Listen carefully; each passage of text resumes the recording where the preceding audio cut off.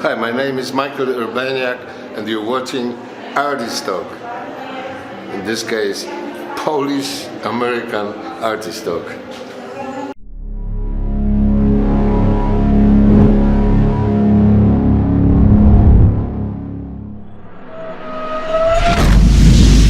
Greetings and welcome to another episode of Artist Talk. This time we're not in Toronto at the YouTube studio, we're in Warsaw, Poland.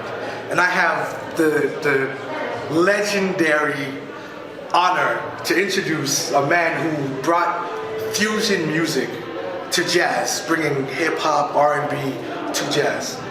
Michal Urbaniak, am I saying it right? Yes. Thank you so much. So literally we're at a show, I saw him and I was like, can I bore you for a couple of minutes? And he obliged. So I wanted to just start off. We looked you up on Wikipedia and your resume is very lengthy. How did it start, and how did the fusion start at a time when, I guess, hip-hop and R&B they were kind of a staple around America, but I guess there was a lot of racial tension and all that. So you weren't just a musician, you kind of cut through a lot of things that were going on at that time. Yeah. Well, there was communist style in Poland. Yes. To start with. So it's like in US, gospel, blues, yes, and black music had ups and downs, but it's consistent. It went up. So it happened with me. When I was 6 years old, I started to study classical music. Wow, okay. When I was 13, I heard something on the Voice of America, Music USA. Yes. Was something I fell in love right away. It was jazz.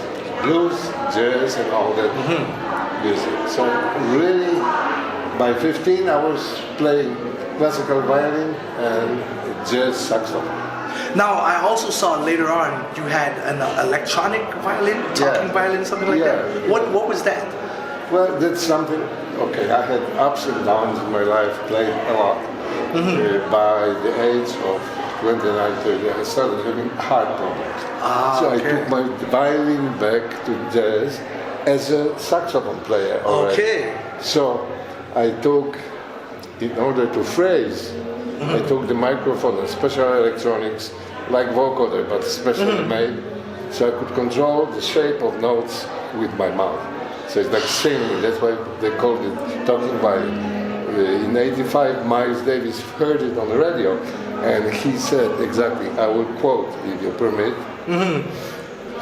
to producer Tommy Lipoma and Marcus Miller, who was producer of that particular album. Yes. Said, hey, Tommy, get me this fucking Polish fiddler. He's got the sound. That's how it happened. I was on Tutu, but it's not the only thing. I mean, Marcus Miller was playing in my band when he was 15. So my trip to New York, my dream was to go to New York, go to the source of the music. The source of the music around New York is Jamaica, Queens. Yes. And I had most of my musicians throughout my career, until today, from Jamaica. Tom Brown, Don Blackman, Bernard Wright, Kenneth Kirkland, Marcus Miller, Buddy Williams, Yogi Horton, Sergo, and that's how I was learning, and I was bringing some unusual music, because at that time it was real fusion of Polish ethnic heart with the real jazz and funk. Jazz, classic, funk, all of that. And all the power of musicians from around New York, Jamaica. So it's interesting because in meeting you, you're kind of like a walking encyclopedia of music. Not just theory, but also music history, music accomplishments. Because I was reading, you didn't go to Berkeley, but you were awarded an award. Yes. Wow. This was my, look, I couldn't go otherwise. So this was my passport to New York. Wow. And I called Berkeley, said that I'm sick, so I'm not coming to study. And I had a student visa. So I had a lot of tricks. But then 3 months later, Columbia Records said, who is your lawyer? We want to sign her. And that's the end of the story. And then they said, who do you want in the band? Just like that. Anybody. So I had the best musicians ever. I had from Steve Gadd, I mentioned already. Yeah, before, everyone you could name. Also I had George Benson in my band in '85 as featured. Wow. And we're friends until today, you know.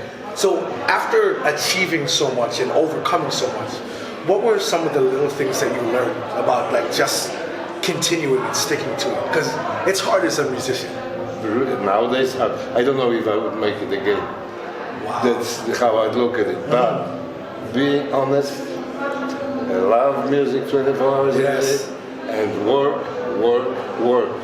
People call it luck. They say, you're lucky. Well, yes, but I did work all my life. Yes. Travel. You know, in the 80s, I was traveling 1 year, 44 transatlantic flights. 44 transatlantic flights. Transatlantic, plus a lot of US. Yeah, so trains, buses, flights. Since September 11, I'm stationed in New York. I got my apartment there until today. Although I spent a lot of time, my life is travel. 60 years of travels. I just want to say thank you so much for being on the show, sharing your knowledge and the history. And one important thing. Yes. Music should be truthful, honest, and should be loved. Yes. And then the music is loved with reciprocity. That's the word? Reciprocity, yes. Reciprocity. That's one word I love. Yeah, I love this word too, because in order to be loved, you got to love. Yes. All right, so this has been another episode of Artist Talk with a legend. Tune in next time. We don't know who we'll have. Hey, this is DT the Artist with my new show, Artist Talk, on WWETV, filmed here at the YouTube studio in Toronto. So if you want to be in this chair, well, this side or that side, hit up the email so you can get an interview.